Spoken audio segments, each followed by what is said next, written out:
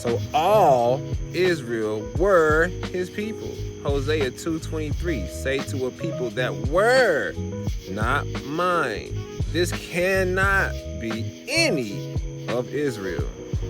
Not only is it talking about Israel in this chapter that he brought up, I'm also going to show in the same book, previous chapter, where it's also saying the same thing about Israel. So Hosea chapter 2, starting at verse 21. And it shall come to pass in that day, I will hear, saith Yahweh, I will hear the heavens, and they shall hear the earth. And the earth shall hear the corn, and the wine, and the oil, and they shall hear Jezreel. And I will sow her unto me in the earth, and I will have mercy upon her that had not obtained mercy. And I will say to them which were not my people, Thou art my people. And they shall say, Thou art my God. Now the context matters, because who is this she that he is sowing unto in the earth?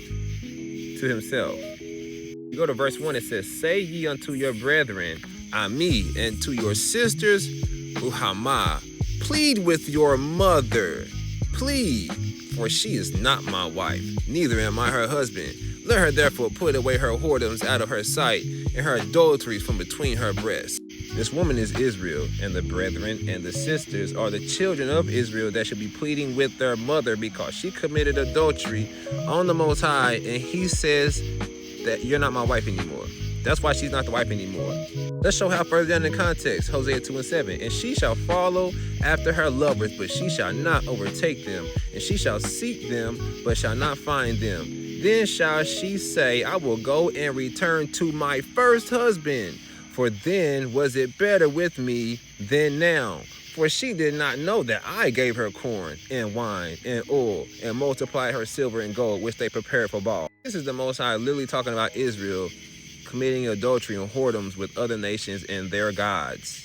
So he said he's going to reconcile with her. After she commits adultery, she's going to come back running, oh, please, I be back. And he going to take her back, and he going to make it a forever thing.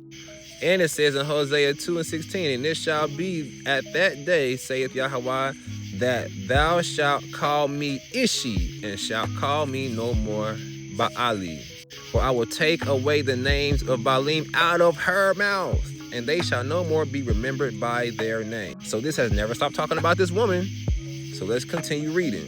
Going down to verse 19. And I will betroth thee unto me forever. Yeah, I will betroth thee unto me in righteousness, and in judgment, and in loving kindness, and in mercies.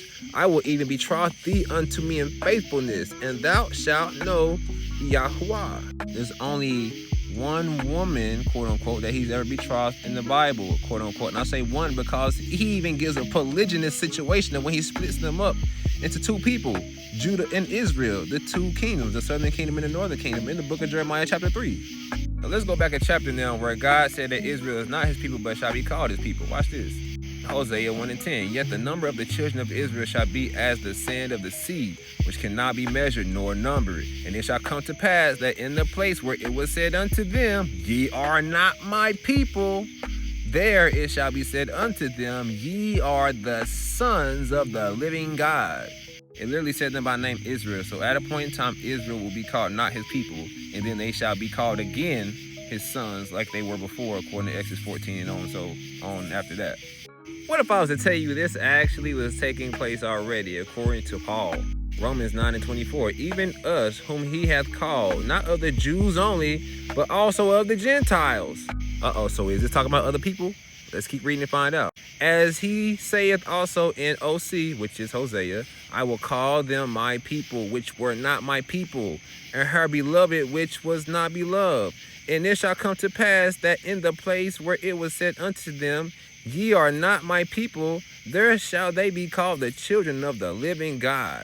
So these Gentiles that's being spoken of, not just the Jews, are being referred to as the same people in Hosea chapter 1 verse 10.